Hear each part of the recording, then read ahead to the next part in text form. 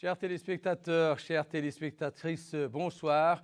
Bonsoir également aux auditeurs d'Il Mauritania et bienvenue à ce nouveau numéro de votre rendez-vous hebdomadaire d'actualité Zoom sur que nous consacrons ce soir au lancement la semaine dernière à Nouakchott par la délégation générale à la solidarité nationale et à la lutte contre l'exclusion d'une opération de recensement des ménages à faible revenu.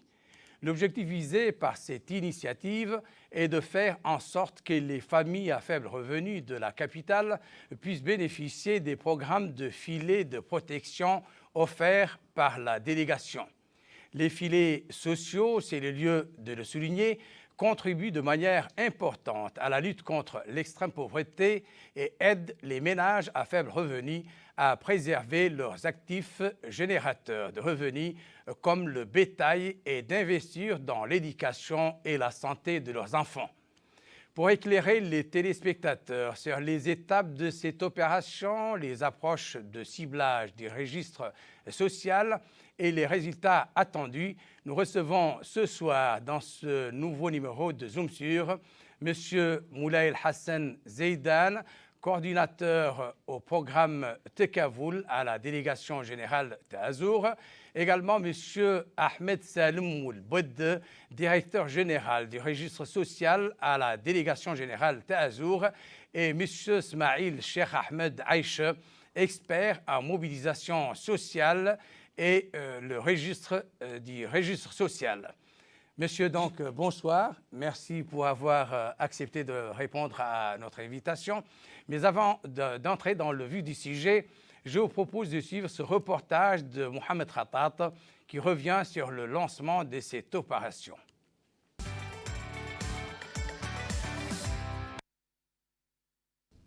Il s'agit d'une opération de dénombrement des ménages pauvres dans les 3 wilayas de Nouakchott visant à recenser toutes les données sociales et économiques relatives aux familles pauvres. Un recensement piloté par la délégation générale à la solidarité nationale et à la lutte contre l'exclusion Tazour qui a mobilisé plus de 300 personnes, dont des superviseurs, des observateurs et des agents recenseurs pour dénombrer les familles pauvres vivant à Nouakchott en les classifiant suivant le degré de leur pauvreté selon des critères déterminés par la Direction générale du registre social et du système d'information. Selon le délégué général à la solidarité nationale et à la lutte contre l'exclusion Tazour, M. Mohamed Mahmoud El-Bouassriye, ce recensement marque le début du parcours du registre social au niveau de Nouakchott, qui représente la dernière étape de l'enregistrement des familles pauvres et nécessiteuses sur l'ensemble du territoire national. Il a précisé qu'au vu de l'importance absolue des approches ciblées dans l'orientation des programmes de développement en général et des programmes de protection sociale et de lutte contre la pauvreté en particulier, la délégation générale a cherché en amont à développer un système d'information intégré qui permettrait une description précise de la situation sociale et des conditions économiques de la population ciblée et identifier les priorités de développement pour les régions fragiles du pays. Le registre social, souligne le délégué général à la solidarité nationale et à la lutte contre l'exclusion, est le noyau solide de ce système car il est le seul moyen d'identifier les bénéficiaires des programmes mis en œuvre dans le cadre du plan national de solidarité et de lutte contre les exclusions qui incarne l'un des axes les plus importants de la vision de développement du président de la République Mohamed Ould Cheikh Al-Qazouani. De même que la transparence et l'exhaustivité du registre social est une préoccupation constante des pouvoirs publics, car l'objectif premier reste la classification précise de la situation de toutes les familles ciblées dans les différents programmes de prise en charge et de protection sociale. Il a rappelé que ce processus qui est lancé aujourd'hui à Nouakchott représente la deuxième application de la nouvelle méthodologie après sa mise en œuvre réussie dans la capitale économique Nouadhibou il y a quelques mois. Il est à noter que ce recensement cible 200 000 familles, dont 150 000 ménages pauvres et 50 000 vulnérables au choc dans les 3 wilayas de Nouakchott, qui a été réparti en 700 points de dénombrement. Le lancement de cette opération de dénombrement des ménages à Nouakchott s'est déroulé en présence du ministre de l'Intérieur et de la Décentralisation, M. Mohamed Salem Ould-Mazouk, des 3 walis de Nouakchott, des maires des communes et d'un certain nombre de représentants des partenaires au développement. L'atelier a été marqué par une présentation du registre social faite par son directeur général, M. Ahmed Salim Oulboud, dans laquelle il a présenté un briefing technique sur le registre social en tant qu'outil permettant à l'État d'orienter l'aide sociale vers les familles les plus pauvres de manière efficace et efficiente. M. Ahmed Salim Oulboud a rappelé qu'il s'agit d'une nouvelle méthodologie basée sur le recensement général pour éviter d'omettre des familles. Et c'est pourquoi, dit-il, toutes les communes ont été réparties en zones qui seront toutes recensées avant d'être classées selon leur degré de pauvreté. Il convient de préciser enfin que cette opération va durer 45 jours.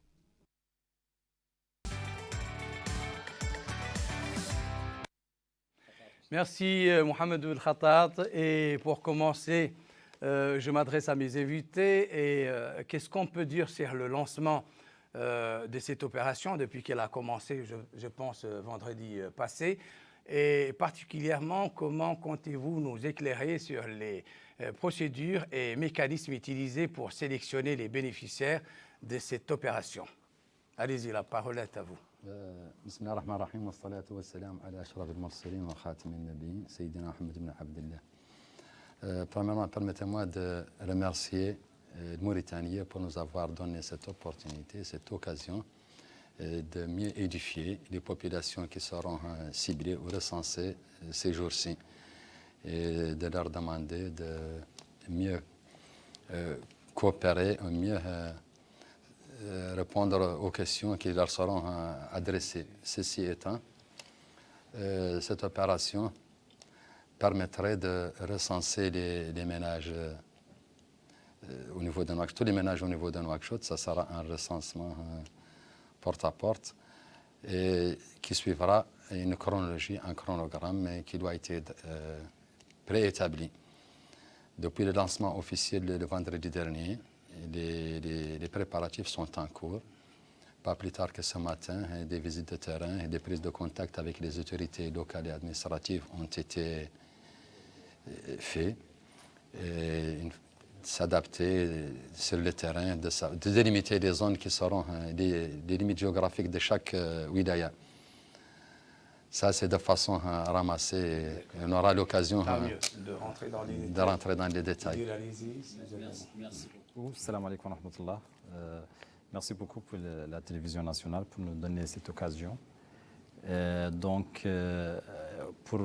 Avant d'entrer au détail de la mission de Nouakchott, nous voulons rappeler l'objectif initial du registre social. Le registre social, si nous voulons le définir de manière simple, on peut dire que c'est une base de données des ménages pauvres qui contient toutes les informations sur les ménages pauvres au niveau national. Et l'objectif global de cette base de données, c'est de couvrir tous les territoires nationaux et d'avoir 200 000 ménages pauvres. Pourquoi 200 000 ménages pauvres?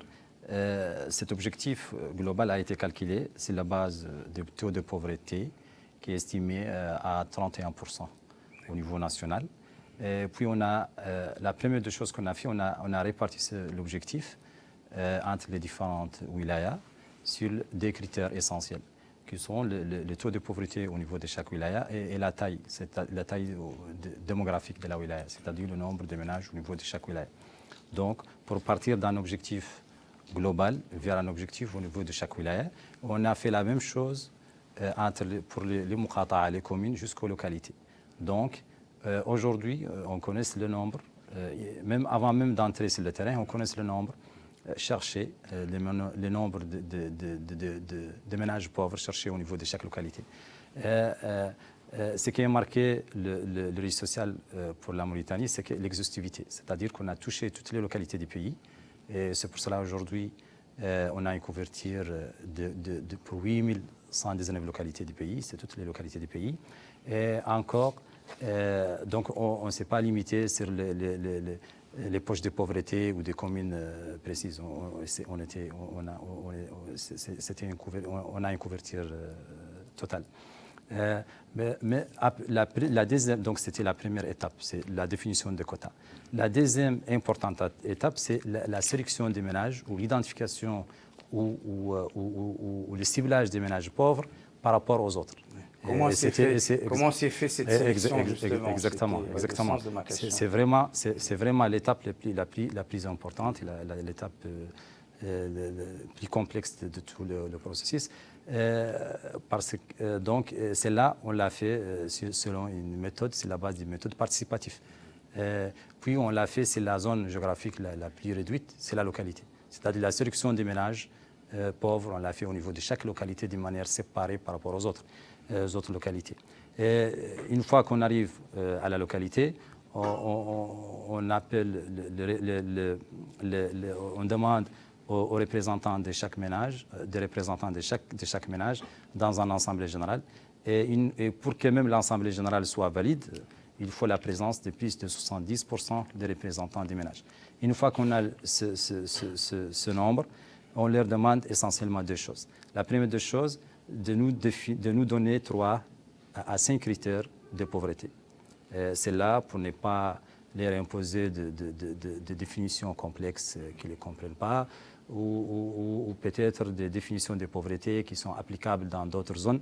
Donc, on donne à la communauté elle-même la possibilité de déterminer même les critères de pauvreté. Ouais. Une fois que ces critères sont définis, on leur demande de nous ordonner les ménages résidents sur la base de ces critères.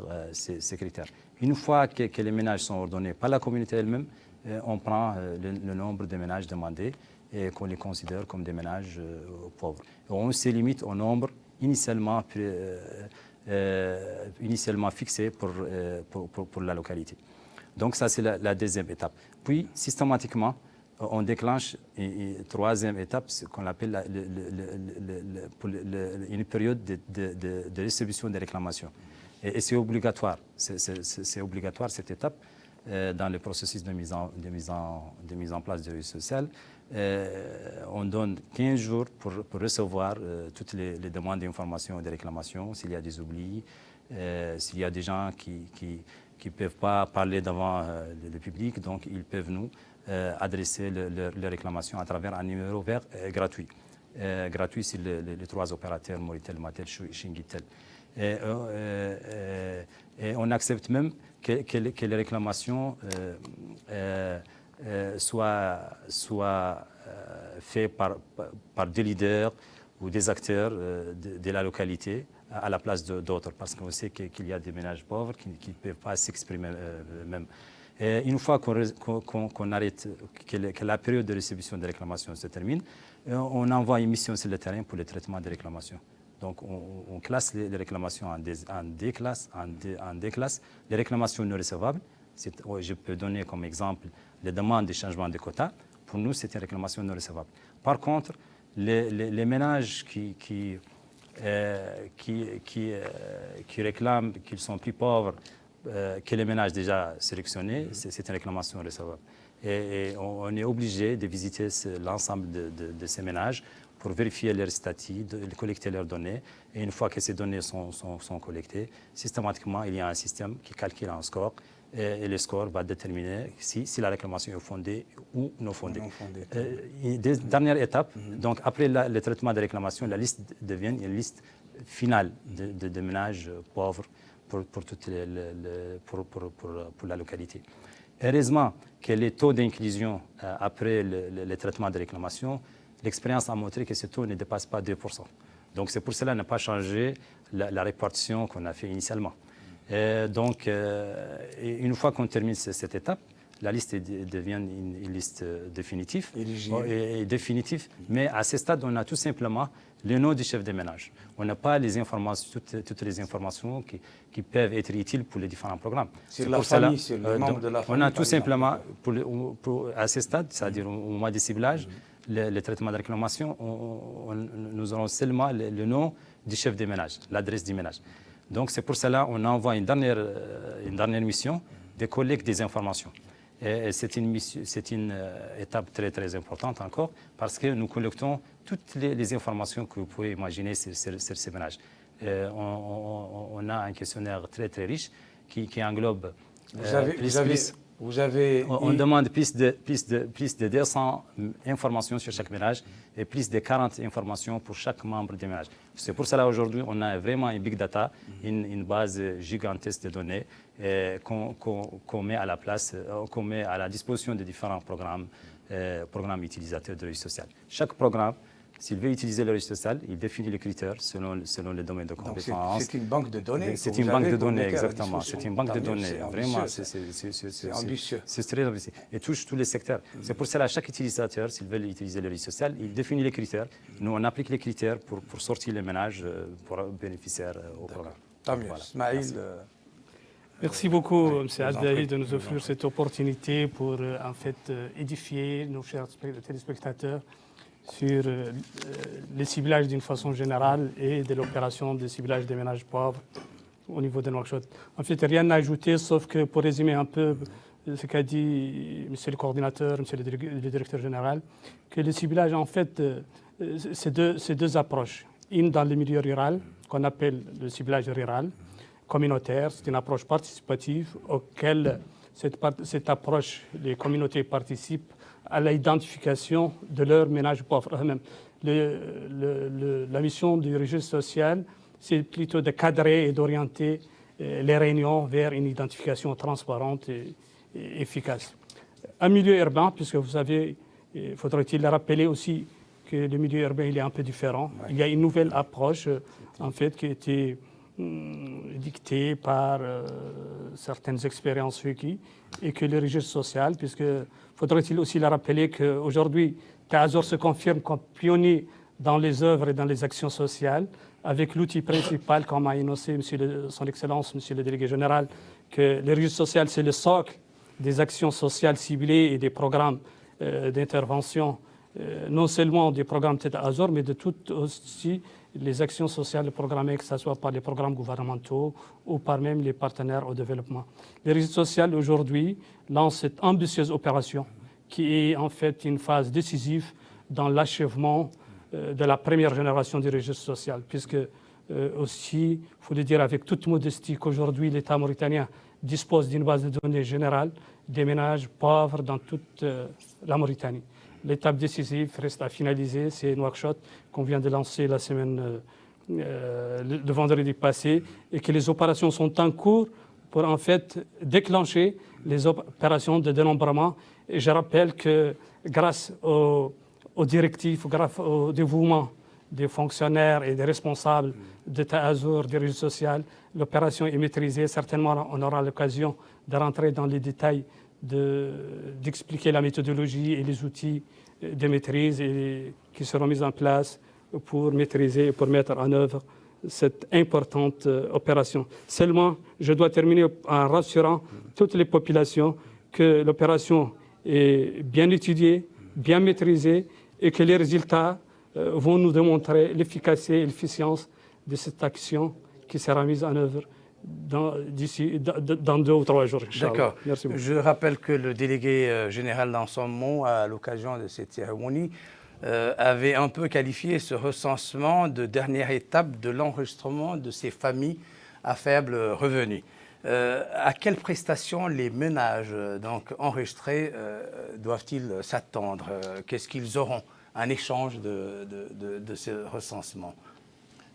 Merci. Je voudrais juste revenir sur cette question pour dire que lors de son discours, Son Excellence, Monsieur le Délégué Général, lorsqu'il a parlé de la dernière étape de l'accomplissement ou de l'aboutissement de ces registres sociaux, c'est pour dire que le processus qui était initialement initié pour la mise en place de cette base de données s'achèvera avec Nouakchott. Toutefois, les opérations continueront sur le terrain parce qu'on aura à actualiser, à mettre à jour cette base. Donc on va recommencer par les premières Moukata qui ont été introduites dans cette base de données. À savoir, quels étaient ces Moukata? On a commencé par Mbout à l'époque. On a commencé par Mbout à l'époque. Il faut dire aussi que ces Moukata ont été classés selon le taux de pauvreté, le degré de pauvreté au niveau de ces Moukata. Il y avait une hiérarchisation, un classement de ces Moukata suivant ce taux. Donc ces Moukata différaient, étaient éparpillés ou dispersés selon les wilayas. Il n'y avait pas un classement selon les wilayas, donc selon le taux de pauvreté. Ceci dit,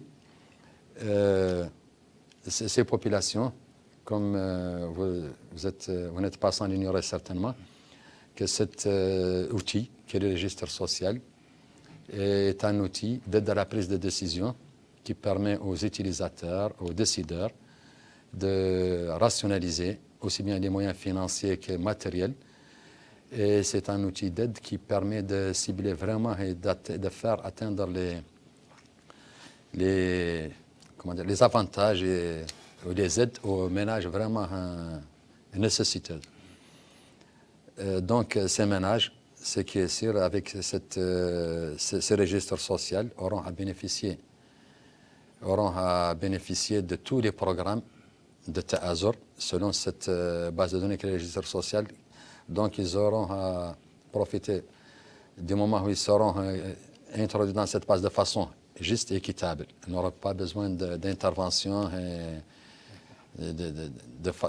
comment dirais-je, des pratiques un peu louches. Là, il y a toute une équité, toute une transparence. Que je termine, s'il vous plaît. Donc, et puis les autres programmes, parce qu'après une période moratoire, après la mise en place de ce registre, il est prévu que tous les programmes, que toutes les activités destinées aux ménages pauvres ou dans le cadre des filets sociaux passeraient obligatoirement par ce registre social qui garantit la transparence. Ça, c'est d'une part. D'autre part, on pourrait utiliser cet outil pour mieux synchroniser les différents programmes éventuellement, pour mieux booster l'aide ou le relevé du niveau de vie de ces ménages, ou éventuellement délocaliser d'éventuels programmes qui se trouvent être similaires dans la même zone. Donc on aura aussi l'occasion de parler certainement de la sortie des ménages de ce registre, parce que là nous sommes en fin de cycle, de période. Il y aura des ménages qui seraient plus éligibles, donc il faudrait qu'ils sortent de ces ménages, et dans ce cas, on aura certainement l'occasion d'en parler pour les assister dans le cadre de l'inclusion économique, pour garantir leur sortie de façon à ce qu'ils ne reviennent pas dans la pauvreté de nouveau. Donc il y a toute une batterie de dispositions qui sont prises ou qui seront prises par le registre social lorsque la mise à jour aura commencé. Donc, et en quoi cette opération de recensement diffère des autres étapes? Il faut quand même que les gens soient éclairés sur les étapes qui ont précédé le lancement depuis le vendredi. Merci beaucoup. Nous, on a une méthode générale qu'on appelle méthode de ciblage dans les milieux ruraux, que je viens d'évoquer tout de suite. Pour les milieux urbains, comme l'a dit monsieur l'expert, il y a une nouvelle méthodologie qu'on a déjà testée à Nouadhibou et qui a bien marché. Donc, au lieu de baser sur les ensembles généraux, on s'est rendu compte que c'est difficile dans les milieux urbains. Donc, les gens ne connaissent pas assez pour avoir un ordre pour ordonner les ménages selon le degré de pauvreté. Et puis, on ne peut pas appliquer les mêmes taux de pauvreté pour toutes les zones.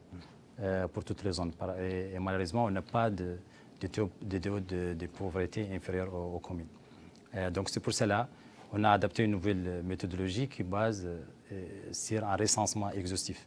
C'est-à-dire faire un démembrement total de tous les ménages résidant dans la ville de Nouakchott. Et pour cela, on a divisé chaque commune en plusieurs zones de ciblage, qu'on appelle zones de ciblage ou zones de recensement. Et au total, nous aurons plus que 700 zones au total. Et au niveau de chaque... donc, on va balayer chaque zone pour recenser l'ensemble des ménages résidents au niveau de la zone. Et une fois qu'on termine toutes les zones, on va classer les ménages, l'ensemble des ménages, selon un scoring qu'on va calculer selon le degré de pauvreté, pour sortir les ménages pauvres pour la ville de Nouakchott. Donc c'est une nouvelle méthode qui va nous permettre vraiment de savoir, de connaître les poches de pauvreté. Parce qu'aujourd'hui, on ne peut pas dire qu'il y a une concentration de pauvreté dans telle et telle zone. On peut dire ça, mais on n'a pas d'une manière précise le nombre. Je donne par exemple, le résultat à Nouadhibou a montré qu'il y a, parmi les quartiers, il y a l'un des quartiers qui a sorti avec un nombre de 1600 ménages pauvres, contre, par exemple, 200 ménages dans d'autres quartiers ou 300 dans d'autres quartiers. Donc voilà.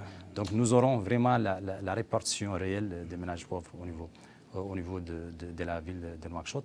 Et encore, ce qui est important dans cette méthode, que nous aurons même toutes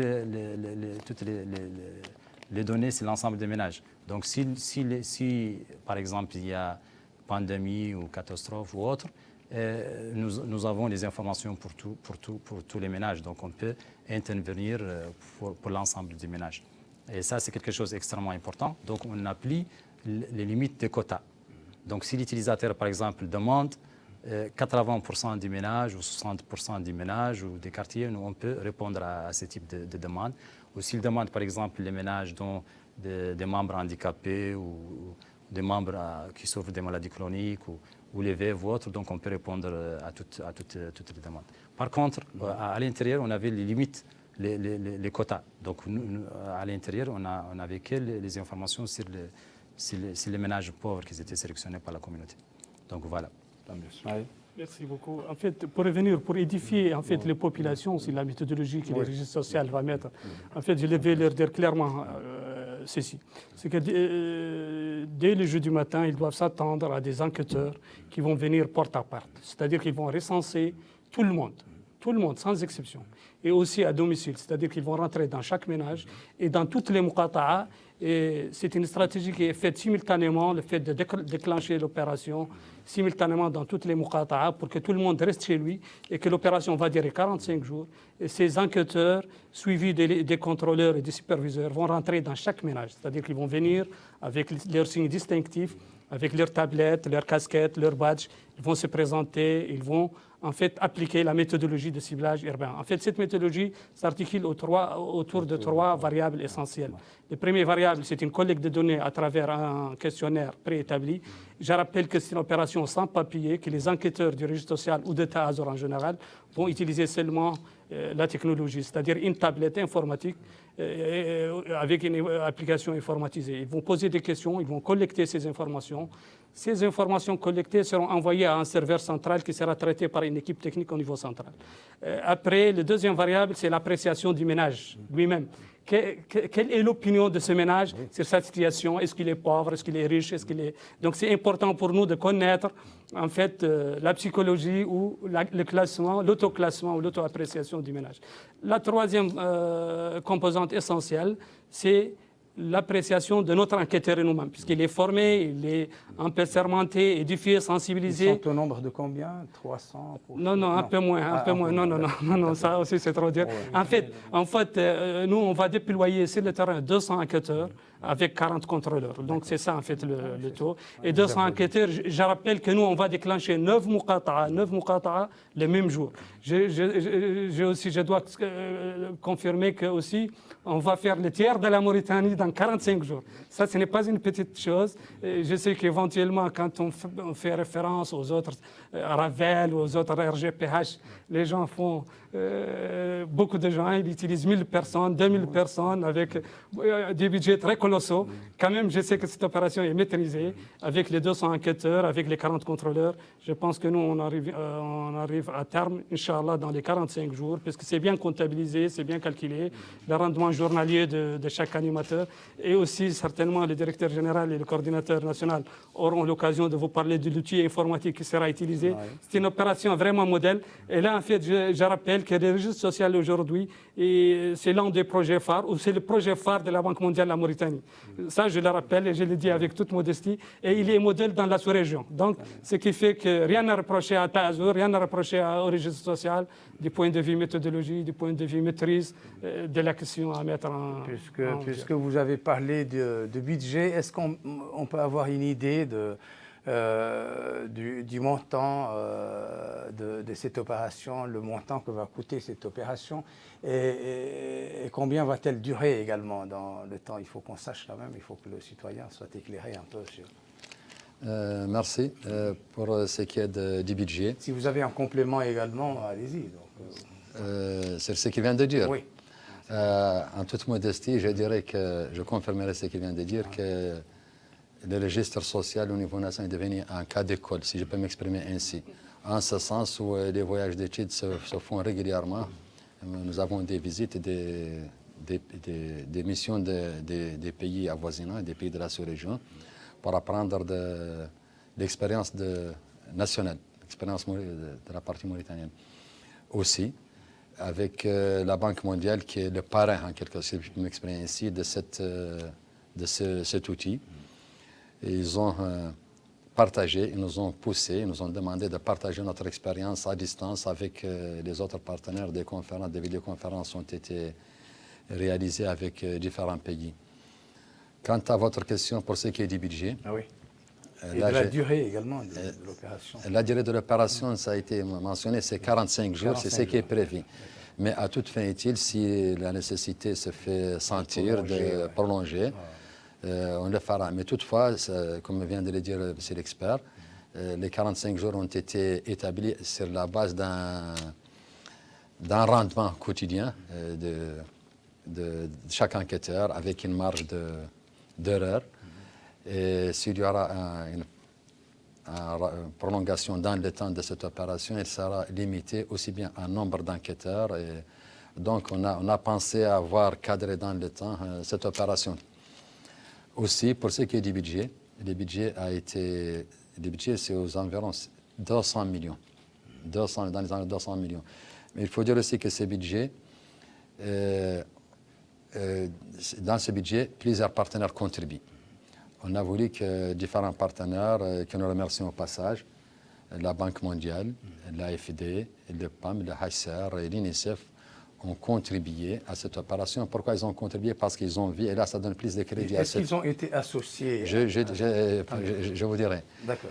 Je vous dirai. Vous m'avez donné cette occasion de mieux édifier. Je vous en remercie. Je vous en remercie. Il faut parler des partenaires. Merci, c'est très gentil. Donc je disais que pourquoi ils ont contribué, surtout lorsqu'ils ont été sollicités ou nous ont approchés en un temps aussi court, parce qu'ils sentaient que le registre social est efficient et efficace et utile. Ça, c'est d'une part. D'autre part, ils ont vu que le registre social a la capacité de faire cette opération.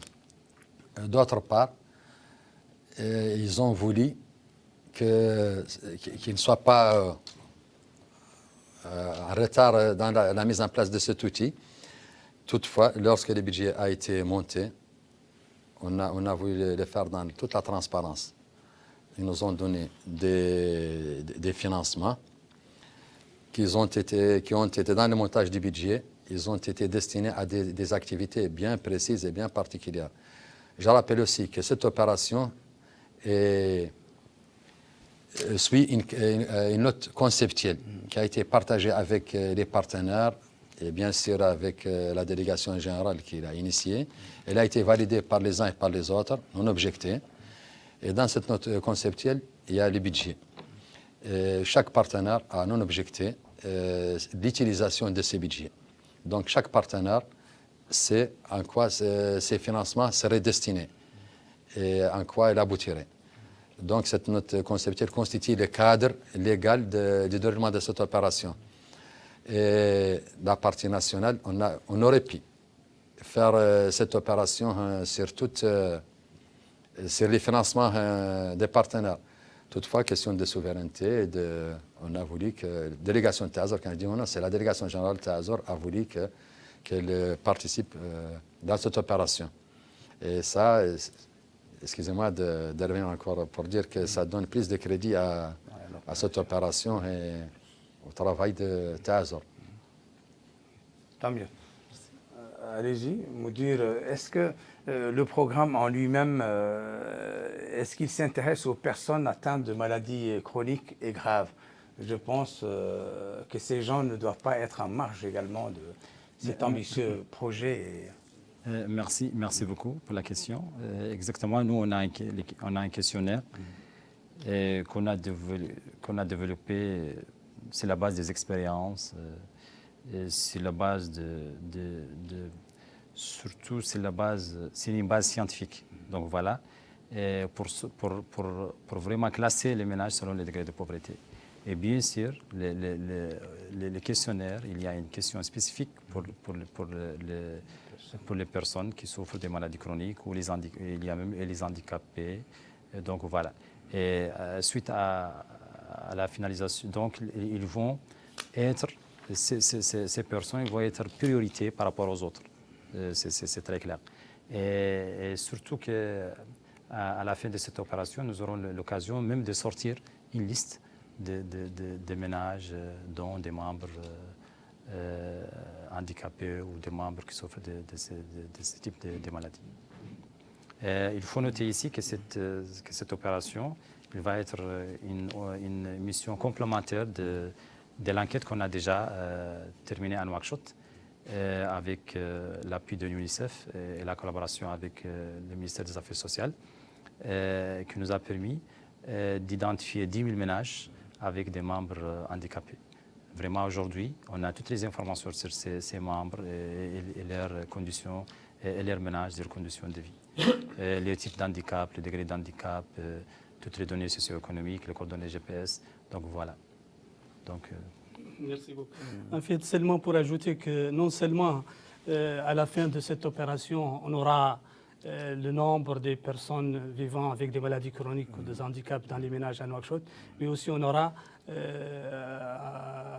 un paquet important d'informations sur tous les ménages à Nouakchott, même si les centres d'intérêt, c'est-à-dire chaque fois que l'État a besoin d'avoir des centres d'intérêt au niveau de Nouakchott, nous, on aura, dans l'application et dans le questionnaire, on va collecter ce genre d'informations.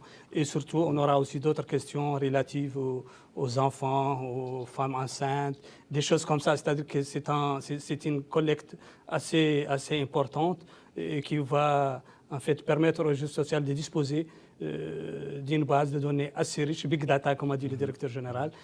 Aujourd'hui, le registre social est référencé comme la base de référence dans le ciblage, non seulement des ménages pauvres, mais aussi des ménages avec les handicaps, les orphelins, des choses comme ça. C'est-à-dire que le registre social, aujourd'hui, c'est un outil incontournable, spécialisé dans cette approche et dans cette approche surtout de ciblage, et qu'il dispose d'une base de données assez riche pour toute intervention sociale ou programme ciblé.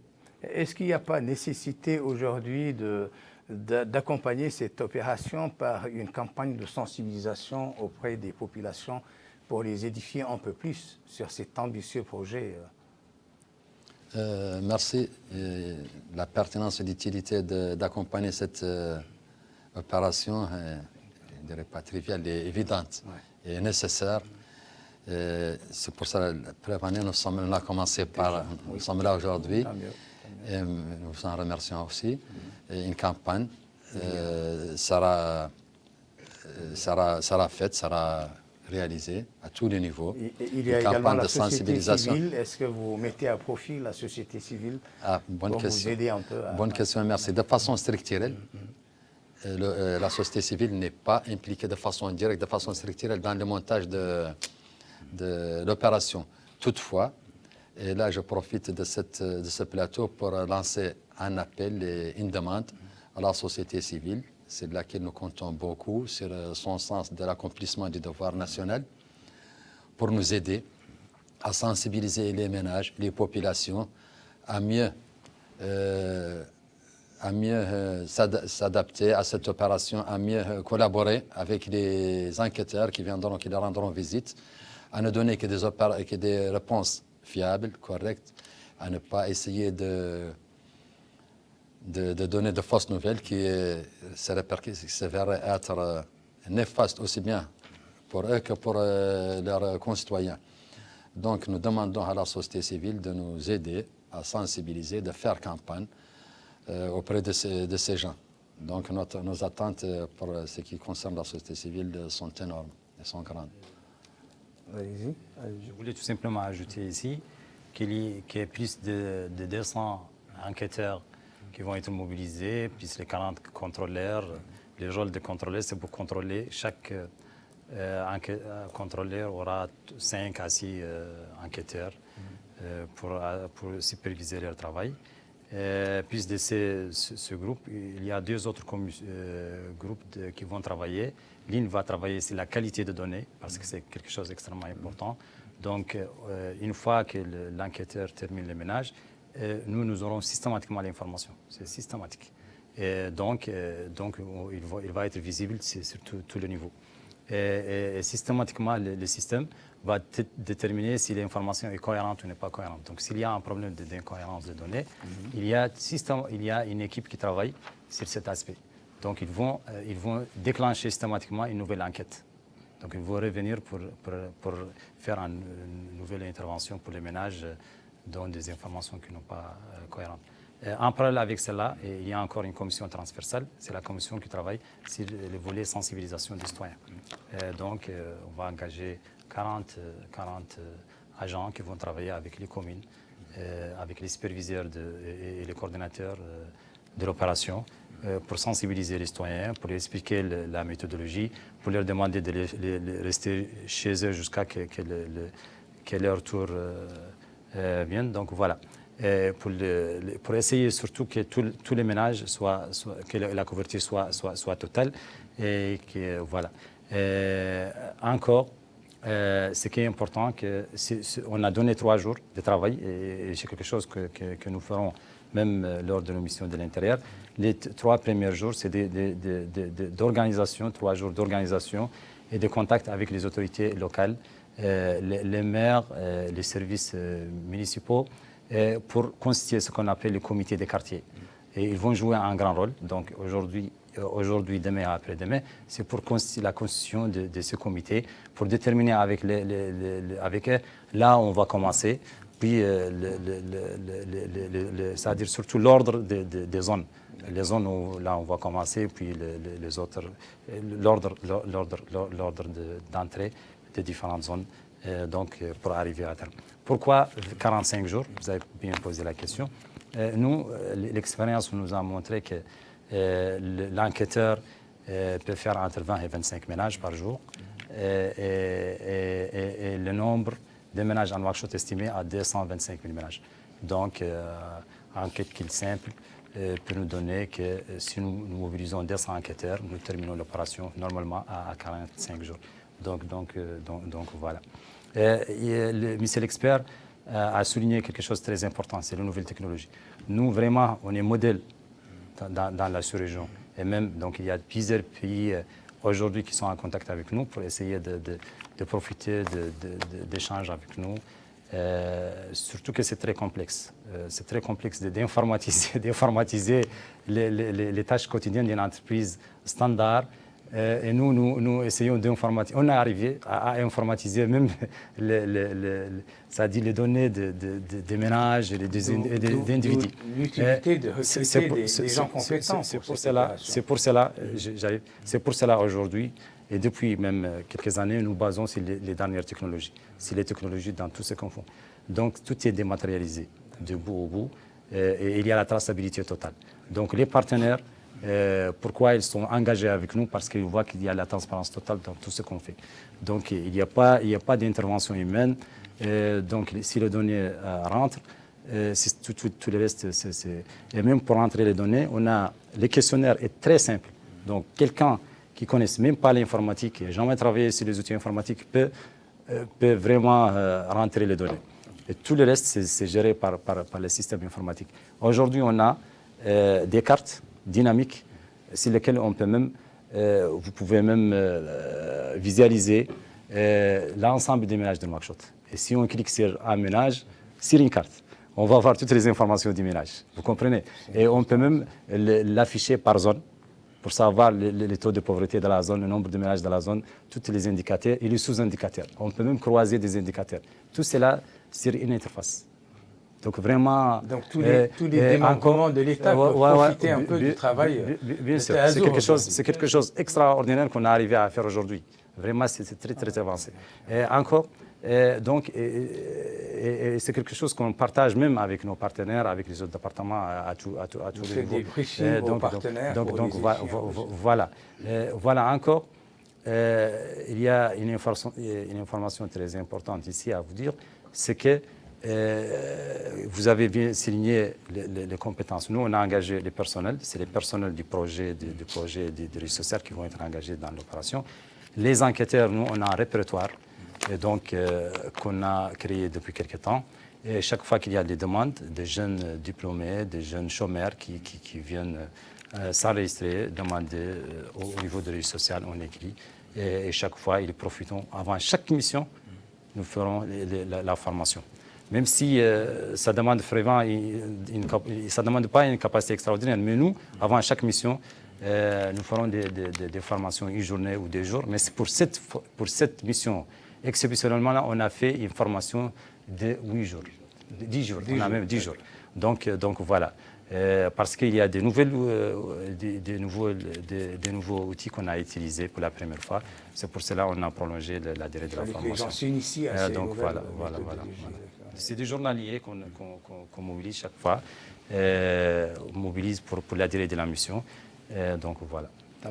Excusez-moi, je voudrais juste dire, parce que vous avez fait allusion là-dessus, sur la participation des partenaires. Oui. Il faut dire qu'il y a des comités, des commissions qui ont été mises en place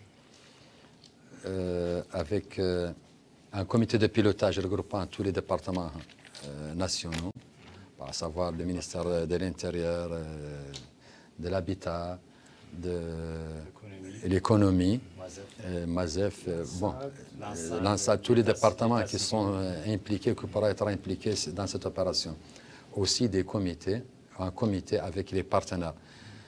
Nous avons déjà tenu des opérations. Ils ont validé tous les documents. Tous les documents ont été validés, partagés, validés par les partenaires. Une réunion a été tenue avec ces partenaires pour le lancement de l'opération. D'autres sont prévus et programmés pour à mi-parcours de cette opération. Et à la fin de cette opération, on s'était tous mis d'accord, parties nationales et partenaires, qu'à la fin de cette opération, le cachet sera pour tout le monde. À la fin, nous serons tous engagés et responsables au même niveau, parce qu'ils nous auraient accompagnés. Des visites de terrain seraient effectuées par nos partenaires. Pas plus tard que ce matin, on a programmé une visite avec l'un de nos partenaires sur le terrain le mardi. Et il y aura un suivi régulier et des visites inopinées par les partenaires seront faites. Donc, c'est dire qu'un suivi rapproché sera fait, sera tenu. Donc, il n'y a pas de souci de ce côté. Excusez-moi, juste quant au recrutement, le directeur Jean l'a souligné. Des compétences. Les compétences, on a mis de notre côté, nous espérons, toutes les chances que cette opération réussisse dans la mesure du autant que faire se peut, parce qu'on a pris le temps de former les gens, 10 jours au lieu de 2 jours. Les anciens, ou ceux qui travaillaient avec nous par le passé, n'ont été formés que pendant 2 à 3 jours. Là, on a mis 10 jours. C'est pour que les gens soient à un niveau important. Ils ont été formés par les mêmes qui formaient les autres. Donc, je ne pense pas qu'il y ait de soucis à se faire de ce côté. On l'espère. De toute façon, tant que l'opération n'aura pas été finie, nous serons toujours prudents. Et aussi, pourquoi ces tenues de réunions et de visites de terrain, c'est pour rectifier les tirs. Vous savez, le travail humain n'est jamais parfait. Oui. Mais les tirs seraient corrigés au fur et à mesure. Tant mieux. Allez-y, si vous je dis que nous, avant, le système est dématérialisé avant. C'est-à-dire que la partie saisie ou collecte de données. Mais nous, avant, on n'avait pas une visibilité en temps réel. Aujourd'hui, avec l'opération de Nouakchott, nous aurons une visibilité en temps réel. Donc, une fois que les ménages ont enquêté, nous aurons systématiquement l'information. Donc on peut vérifier si l'information est bonne, s'il y a un problème d'incohérence. On peut même savoir si l'enquêteur a fait correctement son travail, c'est-à-dire on peut même contrôler, savoir le nombre de jours qu'il a fait chaque jour. Donc pour suivre, il y a un courbe qui va c'est en temps réel chaque jour. C'est en temps réel. Encore, il ne peut pas travailler même hors zone. Donc pour que l'application même s'ouvre, il faut qu'il soit géolocalisé dans sa zone de travail. Sinon, il ne peut pas, par exemple, aller chez lui pour recenser les gens ou aller au voisin ou dans un autre dos. Il faut qu'il soit sur place et les comités de quartiers vont être avec lui pour le suivre. L'émission touche à sa fin, donc on va vous donner à chacun l'occasion de dire un dernier mot. Merci. Moi, je voudrais juste demander aux populations d'être coopératives avec les enquêteurs. Et aussi, je reviens sur la société civile pour leur demander de faire passer autant que faire se peut les messages de sensibilisation, demandant aux gens aussi de mieux collaborer avec les enquêteurs, de ne donner que des réponses justes, de savoir que cette opération est une opération d'envergure nationale sur laquelle les attentes sont énormes. Et beaucoup de décisions seraient prises à la lumière de ces résultats, même aussi une planification tant économique qu'autre serait prise. Des décisions importantes seraient prises sur les résultats de cette opération, à la lumière de ces informations. Encore une fois, je ne pourrais terminer sans remercier les Mauritaniens et vous aussi, pour dire qu'on n'a pas senti le temps passer. Je vous en prie. Vous dites, allez-y, vous avez... Pour clôturer, laissez le mot de clôture à monsieur le directeur général. Seulement pour rassurer les populations, pour leur dire que nous ne tombons pas du ciel et que nos équipes vont, dans chaque muqata'a, vont faire des réunions de contact avec les autorités communales et bien sûr les autorités administratives vont faire des commissions de supervision dans chaque muqata'a. C'est cette commission de supervision qui va en fait aider dans l'encadrement de l'opération. Aussi, dans chaque quartier de chaque muqata'a, ils vont faire un comité. Donc ce comité de quartier va aussi accompagner nos enquêteurs pour les éclaircir. Ce comité il est composé essentiellement des leaders d'opinion pour revenir en fait à cette implication, puisque ce n'est pas seulement destiné aux ONG, mais destiné à tous les leaders d'opinion, les imams, les leaders d'opinion, les gens actifs. La société civile elle est la bienvenue ici parmi ce comité de quartier. Donc nous tenons à rassurer tout le monde que tout le monde sera visité, chaque ménage à Nouakchott sera visité, et même s'il n'est pas visité, il a l'opportunité de déclarer ou de réclamer sa revisite et il sera revisité. Donc tous les ménages doivent être sûrs qu'ils seront visités à domicile et qu'ils seront répertoriés selon les critères et la méthodologie de classement utilisée et validée pour cette approche. Merci beaucoup. Je voulais dire que cette fois-ci encore, nous recensons les concessions. Donc toutes les concessions vont être recensées. Et au niveau de chaque concession, nous aurons les informations sur l'ensemble des ménages qu'on a trouvés sur place, qui acceptent d'être recensés. Et pour les absences, on va marquer l'absence, le nombre d'absences par concession, pour revenir les rechercher si les ménages reviennent. Encore, les ménages qui refusent d'être enquêtés, ils vont être marqués, on va marquer le nombre par concession pour avoir une idée globale sur l'ensemble des ménages. Malheureusement, les droits d'accès aux données personnelles ne nous permettent pas de publier toutes ces informations vraiment au grand public, mais nous demandons à chaque acteur ou département ou quelqu'un qui est intéressé de vraiment de savoir ou bien de vouloir avoir les données, ces données sont disponibles. Donc, voilà. Ce numéro de votre émission Zoom Sur est à présent terminé. Je remercie mes invités, Monsieur Moulay Hassan Zeidan, coordinateur du programme Tekavoul à la délégation générale Ta'azour, Monsieur Ahmed Salmoul Boued, directeur général du registre social à la délégation générale Ta'azour, et Monsieur Smaïl Cheikh Ahmed Aïch, expert en mobilisation sociale et responsable également au niveau du registre social, pour avoir accepté de répondre à nos questions.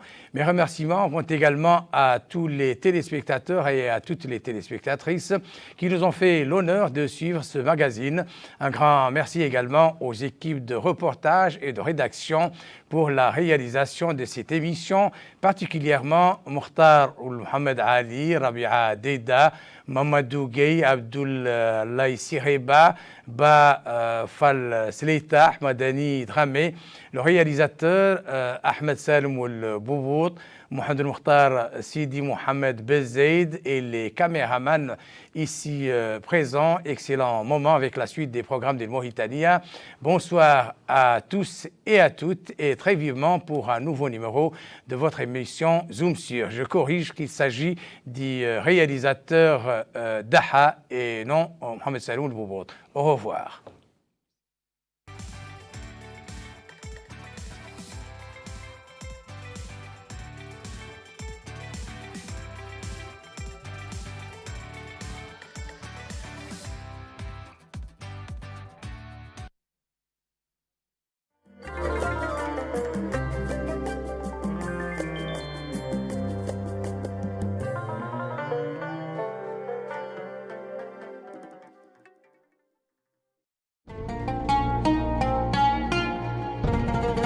هذا البرنامج برعاية البنك الشعبي الموريتاني، بنك إسلامي 100% بكل اطمئنان.